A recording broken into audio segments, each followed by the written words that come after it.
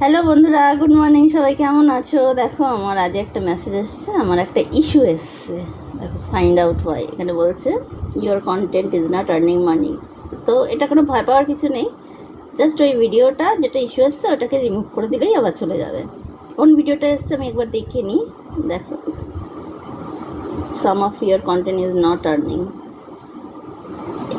যে ভিডিওটা এসছে ওটা জাস্ট আমি রিমুভ করে দেবো, ডিলিট করে দেবো, ওইটা চলে যাবে। এই ভিডিওটা, এইটা আমাকে ডিলিট করে দিলেই হয়ে যাবে। তো চলো আমরা ডিলিট করে দিই, আমি তারপর দেখাচ্ছি। এই ভিডিওটার কথা বলছিল আমাকে ডিলিট করার জন্য, এইটা আমি ডিলিট করে দিচ্ছি। এটা কিন্তু ফেসবুকে আমাকে বলেছিল মানে পোস্ট করতে, আমি পোস্ট করেছিলাম। এখন বলছে এটা ইস্যু এসছে। দেখি কি ইস্যু এসছে, এটা ডিলিট করে দিলে ঠিক হয় নাকি। আমি ওটা রিমুভ করে দিয়েছি, এবার দেখি এটা ঠিক আছে নাকি।